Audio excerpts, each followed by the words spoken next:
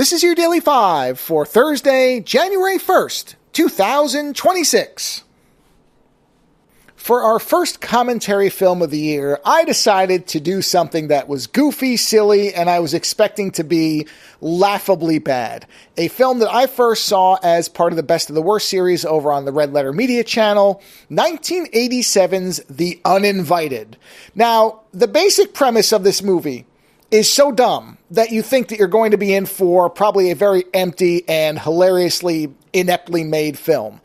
It's basically, and I don't really know how else to explain it but this, the movie centers around a genetically engineered cat that has a monster that has been grown inside of it that emerges from the cat and kills people.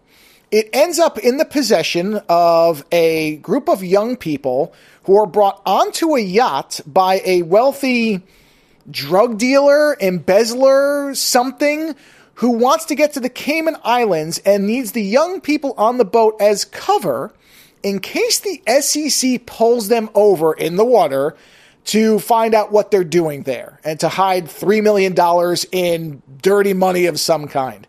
Now that sounds spectacularly stupid, and in fact it is.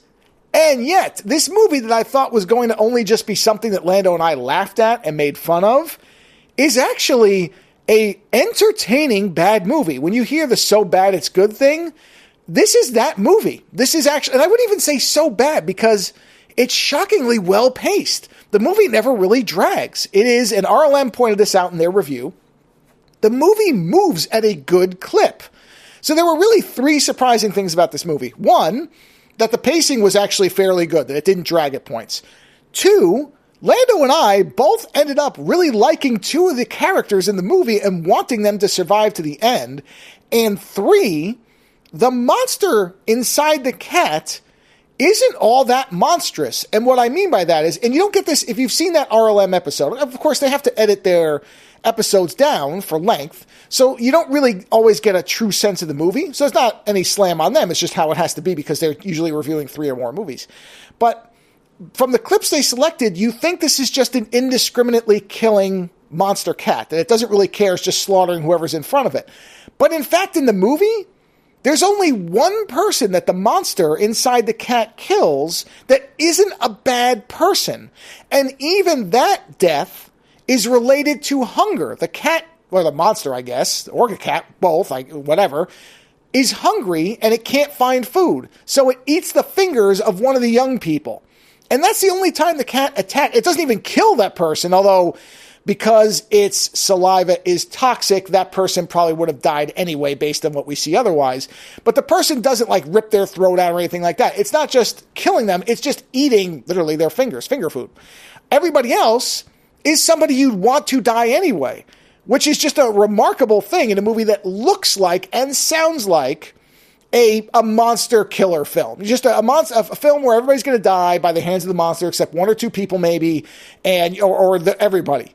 And so, well-paced, characters you actually like and want to survive, and a monster that really is just an animal. The monster, despite all of it, and it is a delightful puppet, so you will have fun with that too. And that we did have a lot of fun with how silly the puppet is. The puppet never looks real, but that's actually great. I'm not even sure if it's supposed to be a monster form of the cat or another creature. It's tough to even tell. But in any event, for a movie like this, you would not expect anything other than let's just laugh at this. But instead, the movie just flies by. It has a couple of well-done characters that you actually don't want to see get killed by the monster. And the monster itself is really just an animal. It's just like any animal that if it's cornered or you're messing with it or it's hungry, that's when it's going to attack you. Other than that, it's really all self-defense or that it's retaliation for somebody messing with it.